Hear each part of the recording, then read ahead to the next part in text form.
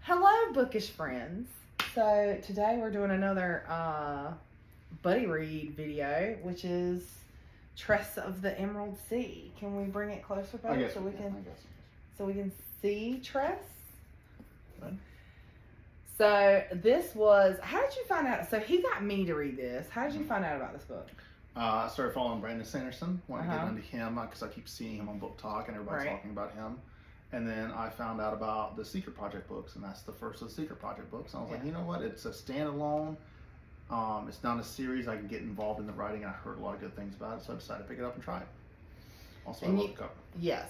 So he got me this book as a present because he was like, I looked at this cover. I feel like it's something you would love. And you were not wrong. Yes. I absolutely did love this book. I think because it's cozy fantasy, and I love cozy fantasy. It's I don't know, it's like a warm hug. It is, and it's a good palate cleanser too. It is a good palate cleanser. So if you're like so me, I don't like to read the same genre back to back. So if I read a dark romance, then I kind of want either a rom-com or a cozy fantasy, something to kind of switch up my brain a little bit, so I'm not doing the same thing over and over. Now, you're primary fantasy and sci-fi, right? And sci-fi fantasy. But now you are reading. Were you already reading Brandon Sanderson when you started this? I had already started reading the Stormlight Archives. Okay.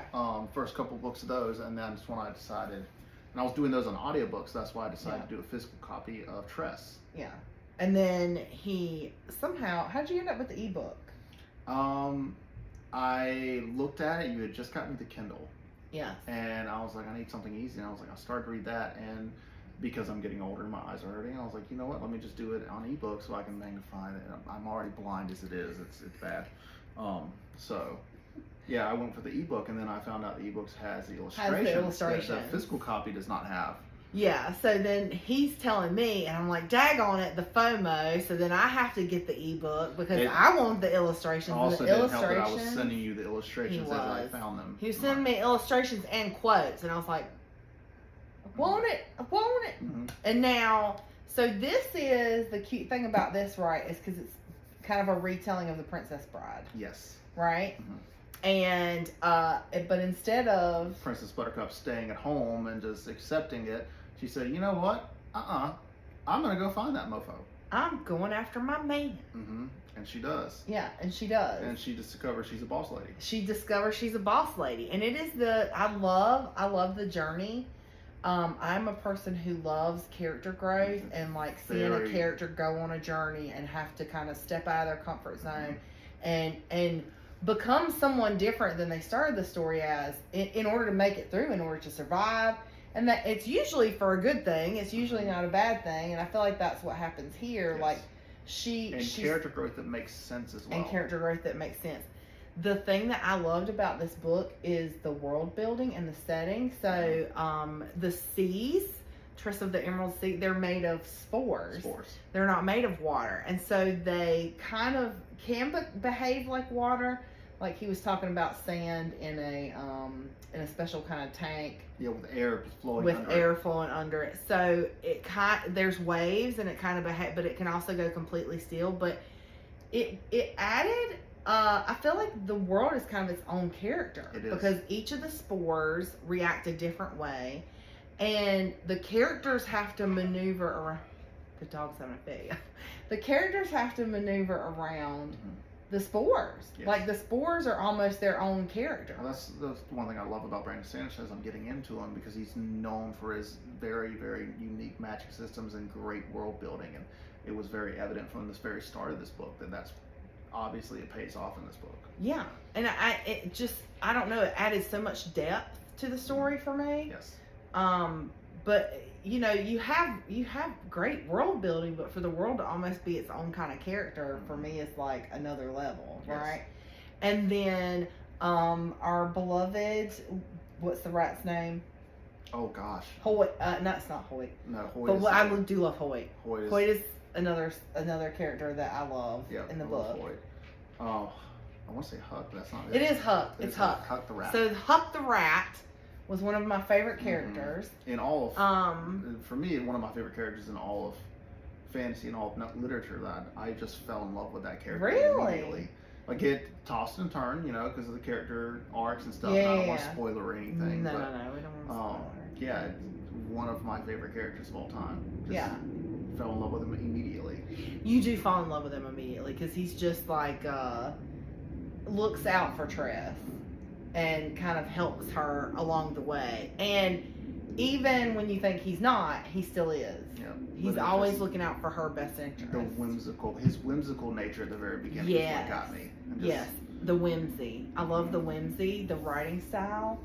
That I just loved it. So I have never read Brandon Sanderson. This was my first ever introduction to Brandon Sanderson, and he started the Brandon Sanderson journey, and now I've started on the Brandon Sanderson journey. But I feel like if you have not, and you kind of don't know where to start, I feel like these, because they're standalones, are the perfect thing to pick up and kind of get to know his writing. Yeah, I think that's one of the few standalones in his Cosmere. And it's definitely the most recent standalone. Well, not counting Yumi the Nightmare Painter. Yes. That you just got, I haven't got yet. It's one of the more recent standalone books in his Cosmere that he's made. And I think, didn't we looked at that one? That one's got illustrations too. Yes, I believe Look it at is. the ebook for the illustration.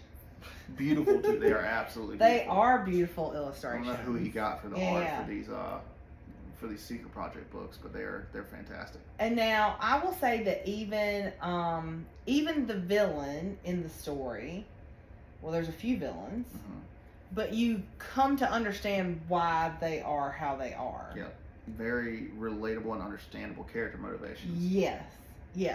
So it's not like they're not just evil for the sake of evil. You actually understand their motivation, why they're doing what they're doing. Who else? We said Hoyt. I loved Hoyt. He is just ridiculous, and it is hilarious. It's hard because he kind of just steals the entire book. He really does. Every time he walks into a scene, he steals the scene. Yeah. Every time he comes up with anything, and he just kind of steals it for me. It's him, Huck, and Tress, of course. Yes, herself. Of course, yeah. I love Tress, but I don't think there's a single side character that I did not enjoy. That did not just even all the Dougs. Even all the Dougs. So there's something really cute that he does in this. Should we even say? Because I don't know. I feel like it ruins it. Yeah, don't. Let's just. Okay, we won't say. We'll just let you discover it as you read about the Dougs. Yeah. Love it. What else did you love about the book? I mean, we've covered the character growth, we've covered the character development, the characters themselves, the world. You've talked about how much you love the world. I can't talk enough about how good this book was and how it just felt good every page. It is a feel. One thing that got for me, because as I'm slowly getting through all these very large books that I'm reading, like the Stormlight Archives, and right now, Lightbringer by Pierce Brown. All these very massive books I'm reading, it was really refreshing to have a book with small chapters. Yes, easily digestible. Very easily digestible. Because I like to read. I feel like it's really easy to read this. Yeah, I like to pick up and read a chapter here and there, and I like to finish a chapter. And it's very easy for me to do a chapter, and I don't feel overburdened by trying to I still want to read a little more. I'm going to get another chapter out.